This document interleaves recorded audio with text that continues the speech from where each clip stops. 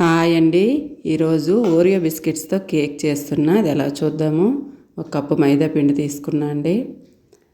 దానిలో మనం already Oreo బిస్కెట్స్ని మిక్సీలో వేసి పౌడర్ చేసుకొని దాన్ని తీసుకుందాము. ఈ పిండిని బిస్కెట్స్ని రెండుని కూడా ముందు కొంచెం జల్లెడ పెట్టుకోవాలండి. ఒక హాఫ్ స్పూను బేకింగ్ సోడా వేసానండి, ఒక స్పూన్ బేకింగ్ పౌడర్ వేసాను. అవి పక్కకు పెట్టేసి మనం మిక్సీలో వేసుకుందామండి. షుగర్ వేసానండి, ఒక హాఫ్ కప్పు. ఒక హాఫ్ కప్పు పాలు వేసుకున్నా.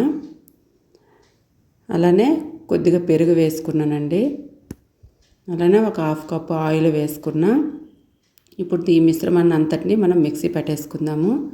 ఈ లోపల మనం కేక్ చేసుకోవడానికి ఒక పెద్ద బౌల్ తీసుకొని దాని మీద ఒక స్టాండ్ లాంటిది పెట్టి స్టవ్ పైన మనం హీట్ పెట్టుకుందామండి. ఇదిగోండి, మనకు ఆల్రెడీ మిక్సీ అంతా అయిపోయింది. ఇదిగోండి, ఈ విధంగా వస్తుందండి మనకి. ఇప్పుడు ముందు ఆల్రెడీ మనం పెట్టేసుకున్నాం కదా, దాన్ని కొంచెం కలిపేసుకొని ఈ మిశ్రమాన్ని అంతటినీ దాంట్లో వేసేసి మొత్తం మిక్స్ చేసుకుందామండి. ఇదిగోండి, నా దగ్గర పైనాపిల్ ఉందండి, అందుకని పైనాపిల్ ఎసెన్స్ వేస్తున్నా అండి. ఒక స్పూన్ వేసుకున్నా అండి ఫ్లేవర్ కోసం.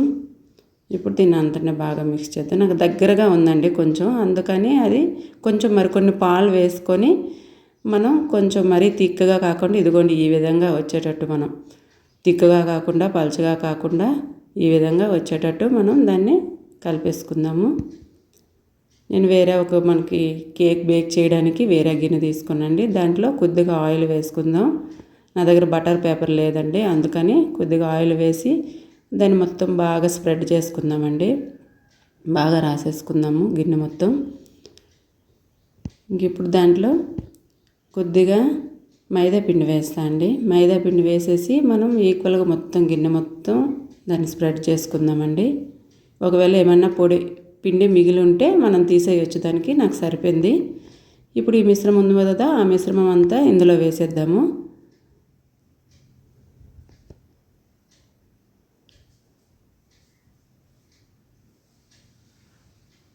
మొత్తం వేసేసానండి.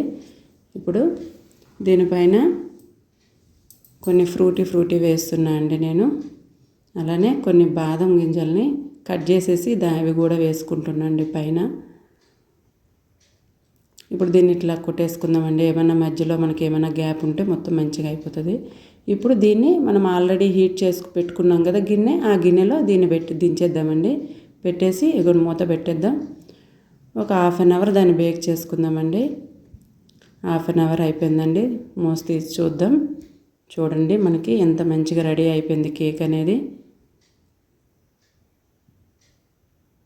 దీన్ని బయటకు తీసేసి కొద్దిగా మనం చల్లారిన తర్వాత దాన్ని ఒక చాకుతో చుట్టూ మనం తీసుకుందామండి. అట్లా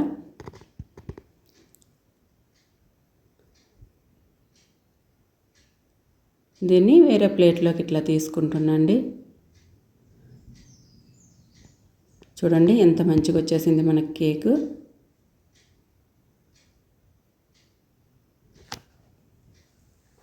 మనకి ఎటువంటి ఎగ్గు లేకుండా, ఓవెన్ లేకుండా మనకి స్పాంజీ కేక్ చూడండి ఎంత బాగుంది. ఇదిగోండి కట్ చేస్తున్నా.